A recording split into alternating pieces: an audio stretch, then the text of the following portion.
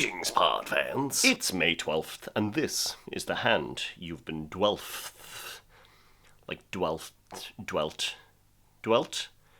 Oh god, I've decided to do one more, and since yesterday was the, after credit scene, this is going to be a spin-off with a popular character, and it doesn't actually, it doesn't make reference to the original universe. So, let's talk about ADHD. Because today I want to talk about, the experiences that I've had building up systems and things to help me remember stuff and do things better. And let's start with a story. Because you see, when I was in college, we had a class on usability engineering. If you don't know what that is, it's just like a term used to describe how we make things usable and intuitive, and just in computer systems, it's just making sure that it makes sense to the brain. And the main thing that always stands out for me from that is ATMs. Automated teller machines. Because it used to be this huge issue where people would forget their cards at ATMs, and the fix for it was actually fairly simple. Because it used to go that you would put in your card, enter your PIN, select how much money you wanted out, get the money, and then get the card. And the brain is so weird that as soon as it gets the money, that's what it's there for. It has achieved its goal.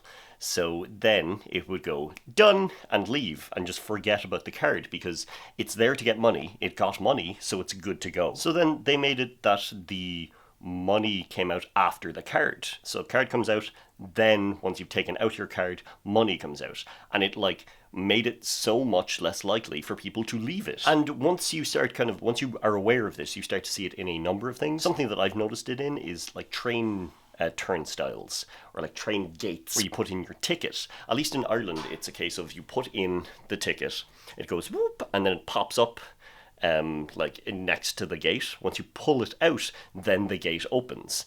So it's a case of you have to take out the ticket. You have to take the ticket with you, or else you can't. The gate doesn't open, and it's that kind of thing, just making the brain work. Which is all very fun and cool and interesting, but how does that help with ADHD and forgetfulness? It's actually just about the way that I set up instructions for myself. The example I want to go through is the number of times that I've walked into a room, gone, I have no idea why I'm here. I have no memory of this place. And then I go, walk away, and as soon as I've walked away, I'm like, that was the thing. That's the reason I went to the room. Aha, whoopsies. And for me, it's all goal-orientated, just like the ATM. So if I'm thinking, oh, I need to get my sunglasses. My sunglasses are upstairs in my room.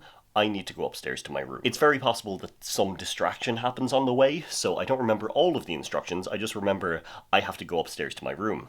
Get to the room, my brain goes, yippee, you did it. You achieved something. Congratulations. And then it doesn't remember anything about why I'm there. So if I set it up in a different way, just add a little bit to the end, I need my sunglasses. My sunglasses are upstairs in my room. I need to go upstairs to my room to get my sunglasses. So then I get to the room, and the brain hasn't achieved anything yet. It hasn't fulfilled the end goal. So then I get the sunglasses. And this doesn't happen every time. It's not like a sudden, start thinking this way and you will fix everything. But it makes it a lot more likely that I'll walk into a room and go, this is what I'm here, whoopee! And any improvement is good. If you can improve just a slight little percentage, that's good. That's so much better than none. And another way that I have found to help with this might give some ADHD people, or just forgetful people, deja vu, or a sudden, not again, because it is just write a list, just write lists. But this isn't the usual, to-do lists have changed my life. I write them and by the end of the day it's done. I love ticking off the boxes. Because, for a lot of people, myself included, you forget to write one, or you forget to check it, or you just don't feel like doing one of the things, and then when it comes to the end of the day, and you haven't checked off everything, you feel like a failure. Yay! What I mean is, shopping lists.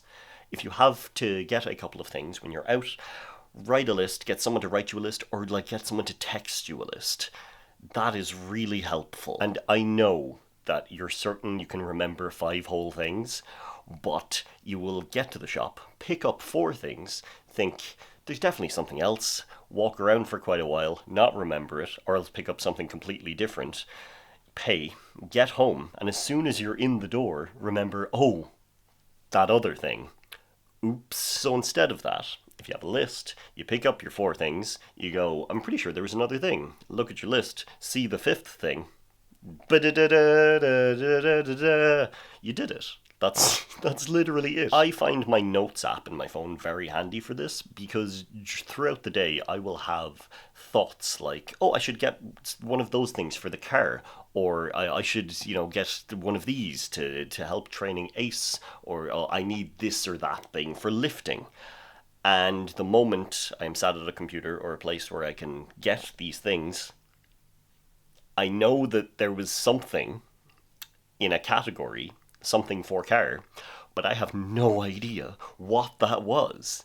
So if I'm able to just stop and go, oh yeah, just type it in there. Now I've got a little thing that I can pop into and be like, yippee, that's what I need, that'll be it. Another way that I found can actually help with that is if you pick a friend and maybe explain to them beforehand, and then every time you have a thought like that, just send them I was thinking about getting blank for a blank.